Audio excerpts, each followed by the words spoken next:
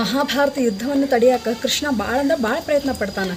ಏನು ಮಾಡ್ತಾನಂತಂದ್ರೆ ದುರ್ಯೋಧನ ಅವನ ಒಂದು ಗರ್ವದಿಂದ, ಅವನ ಒಂದು ಅಹಂಕಾರದಿಂದ ತನ್ನನ್ನೇ ತಾನು ಸಾಯಿಸ್ಕೊತಾನೆ, ತನ್ನನ್ನೇ ತಾನು ನಾಶ ಮಾಡ್ಕೊತಾನೆ. ಹೆಂಗಪ್ಪ ಅಂತಂದ್ರೆ ಅವನಿಗೆ ಭಾಳ ಸಲ ಕೃಷ್ಣ ಬಂದು ಸಾವಧಾನ ಮಾಡ್ತಾನೆ. ನೋಡು ದುರ್ಯೋಧನ, ನೀ ಈ ರೀತಿ ಮಾಡೋದ್ರಿಂದ ಇಡೀ ಜನಸಂಕುಲ ನಾಶ ಆಗುತ್ತೆ, ಪ್ರಪಂಚನೇ ಪ್ರಳಯ ಆಗ್ತೈತಿ, ಈ ಥರ ಮಾಡೋಕ್ಕೆ ಹೋಗ್ಬೇಡ, ಯುದ್ಧ ಮಾಡೋಕ್ಕೆ ಹೋಗ್ಬೇಡ, ತಡಿ, ಬರೀ 5 ಗ್ರಾಮಗಳನ್ನು ಪಾಂಡವರಿಗೆ ಕೊಟ್ಬಿಡು ಅಂತೇಳಿ ಹೇಳಿದಾಗ ಕೃಷ್ಣಗೆ ಅವನು ಏನು ಹೇಳ್ತಾನೆ, ಆಗೋದಿಲ್ಲ, ಅವರಿಗೆ ಒಂದು ಹಿಡಿ ಮಣ್ಣು ಕೊಡೋಂಗಿಲ್ಲ ಅಂತ ಹೇಳಿಬಿಟ್ಟು ಕೃಷ್ಣ ಮುಂದೆ ದುರ್ಯೋಧನ ಈ ಮಾತನ್ನು ಹೇಳ್ತಾನೆ. ಆವಾಗ ಹೇಳ್ತಾನೆ, ನಿನ್ನ ಒಂದು ಸಾವನ್ನು, ನಿನ್ನ ಒಂದು ಅಂತ್ಯವನ್ನು ನೀನೇ ತೊಗೊಳಕತ್ತೀನಿ, ನಿನ್ನ ಕೈಯಾಗಿಂದ ತಗೋ, ಪರವಾಗಿಲ್ಲ ಅಂತ ಹೇಳಿ ಕೃಷ್ಣ ಅಲ್ಲಿಗೆ ಕೈ ಬಿಟ್ಬಿಡ್ತಾನೆ.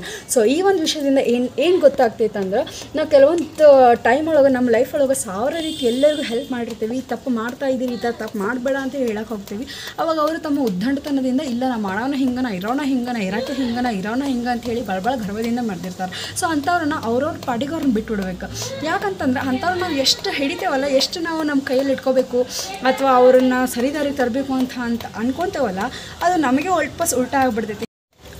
ಹೆಂಗಪ್ಪ ಅಂತಂದ್ರೆ ಹೇಳ್ತೀನಿ ಕೇಳಿ. ಕೃಷ್ಣ ಒಂದು ಯುದ್ಧವನ್ನು ಅಂದ್ರೆ ಮಹಾಭಾರತ ಯುದ್ಧವನ್ನು ತಡಿಯೋಕ್ಕಂತ ಹೇಳಿ ಭಾಳ ಪ್ರಯತ್ನ ಪಟ್ಟ. ಅದಕ್ಕೆ ಏನು ಮಾಡ್ದ, ದುರ್ಯೋಧನ ಕಡೆ ಹೋದಾಗ ದುರ್ಯೋಧನದಿಂದ ಏನಾಯ್ತು, ಆ ಪ್ರಸ್ತಾಪನ ಒಪ್ಪಲಿಲ್ಲವ, ಬಿಟ್ಟ ಅಹಂಕಾರದಿಂದ, ಇಲ್ಲ ನನಗಾಗೋದಿಲ್ಲ ಅಂಥೇಳಿ, ಯುದ್ಧ ಆಗಲಿ ಅಂಥೇಳಿ ಅವನು ಕಹಳೆನ ಓದಿದ.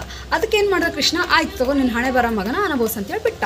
ಅದೇ ಥರ ಕೆಲವೊಂದು ಟೈಮು ನಮ್ಮ ಲೈಫ್ ಒಳಗೂ ಕೂಡ ಇಂಥ ದರಿದ್ರಗಳಿರ್ತಾವೆ. ಅಂಥ ದರಿದ್ರಗಳಿಗೆ ನಾವು ಜಾಸ್ತಿ 1 ಸಲ ಹೇಳ್ಬೇಕು, 2 ಸಲ ಹೇಳ್ಬೇಕು, 3ನೇ ಸಲ ಸಾಯ ಅಂತ ಬಿಟ್ಬಿಡ್ಬೇಕು. ಅಂಥವ್ರಿಗೆ ಯಾವಾಗ ಬುದ್ಧಿ ಬರ್ತೈತೆ ಹೇಳಿ ಅವ್ರಿಗೆ ಅರಿವಾಕೈತಿ, ಪೆಟ್ಟು ಬೀಳ್ತೈತಿ, ಬಿದ್ದಾಗ ಎತ್ತಾಗ ಕಾಲು ಕೈ ಕೆತ್ತಿಸ್ಕೊಂಡಾಗ ಗೊತ್ತಾಕೈತಿ, ಬೀಳಬಾರ್ದು ಅಂತೇಳಿ ಹಂಗೆ ಗೊತ್ತಾಕೈತಿ. ಸೊ ಇದರಿಂದ ತಿಳಿಯೋದು ಒಂದು, ನಾವು ಹಿರಿಯರು ಕೆಲವೊಂದು ವಿಷಯಗಳನ್ನು ಸುಮ್ಮನೆ ಹೇಳಿರಂಗಿಲ್ಲ. ಅದ್ರ ಹಿಂದೆ ಒಂದು ತಾತ್ಸಾರ ಇರ್ತೈತಿ, ಅದ್ರ ಹಿಂದೆ ಒಂದು ಪ್ರೀತಿ ಇರ್ತೈತಿ, ಕಾಳಜಿ ತಿಳ್ಕೊಳ್ಳೋದು ದಡ್ಡಿ ಬಡ್ಡಿ ಮಕ್ಕಳು ಅಂತ ಹೇಳಿರ್ತೈತಿ. ಆದರೆ ನಾವೇನು ಮಾಡ್ತೀವಿ, ಇಲ್ಲ ನಮ್ಮ ಮೂಗಿನ ನೇರಕ್ಕೆ ನಾವು ಹೋಗ್ತೀವಿ ಅಂತಂದ್ರೆ ಮಾಡಂತಾರೆ. ಇಲ್ಲಿ ನಮ್ಮ ಉತ್ತರ ಕರ್ನಾಟಕ ಭಾಷೆ ಬರಾಕತ್ತಿದ್ದ ಬಾಯಾಗ ಬಿಟ್ಟು.